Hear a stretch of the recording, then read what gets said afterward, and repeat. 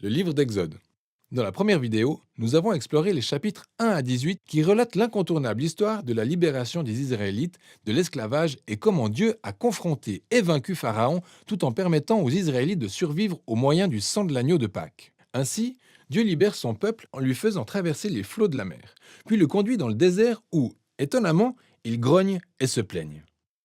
La seconde moitié du livre d'Exode s'ouvre sur Moïse qui conduit Israël au pied du mont Sinaï, où Dieu invite la nation d'Israël à sceller une alliance avec lui.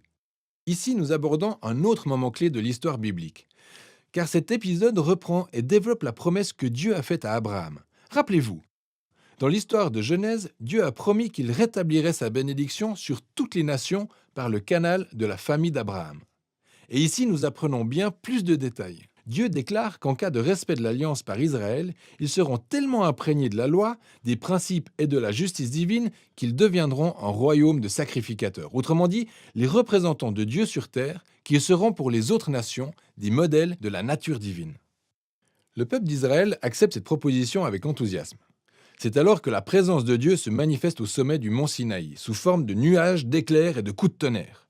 Moïse y monte en tant que représentant du peuple.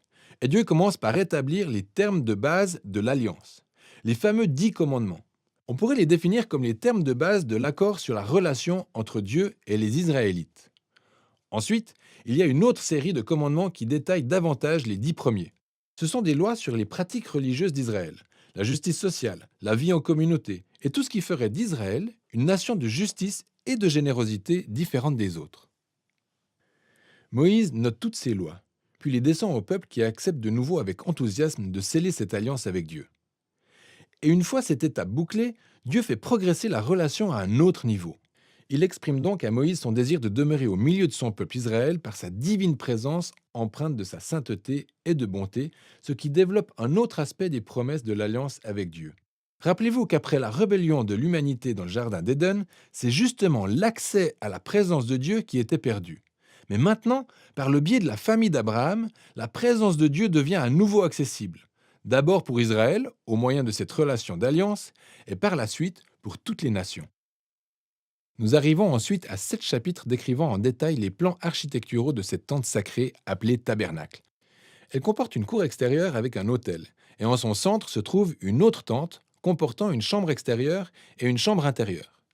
Dans la chambre intérieure, qu'on appelle le lieu très saint, se trouve une boîte en or appelée l'Arche de l'Alliance, qui est surmontée de 2 créatures angéliques. C'est le point d'accès à la présence de Dieu. Ces chapitres comportent énormément de détails et il est important de savoir que chaque élément a une sorte de valeur symbolique. Toutes les fleurs, les anges, l'or, les joyaux renvoient au jardin d'Éden, le lieu où Dieu et les humains vivaient ensemble dans l'intimité. Le tabernacle est, pour ainsi dire, une sorte d'Éden transportable, et c'est le lieu où Dieu et Israël peuvent vivre ensemble en paix. Du moins, en théorie. Car c'est juste à ce moment-là qu'une chose terrible se produit. Israël rompt l'alliance. Alors que Moïse se trouve sur la montagne pour recevoir les plans du tabernacle, en bas, dans le camp, les Israélites s'impatientent et demandent à Aaron, le frère de Moïse, de leur fabriquer un veau d'or, une idole qu'ils pourront adorer en représentation du Dieu qui les a libérés de l'esclavage en Égypte. Pourtant, la présence de Dieu est bien visible au sommet de la montagne. Et ils peuvent la voir, mais les voilà au pied de la montagne, occupés à désobéir aux 2 premiers commandements de l'alliance qu'ils viennent d'accepter. Pas d'autre Dieu et pas de représentation. Maintenant, ce qui va suivre est extrêmement important. Dieu sait tout ce qui se passe au pied de la montagne. Il exprime d'abord à Moïse sa colère et sa douleur et lui dit ce qu'il veut faire, à savoir anéantir complètement Israël.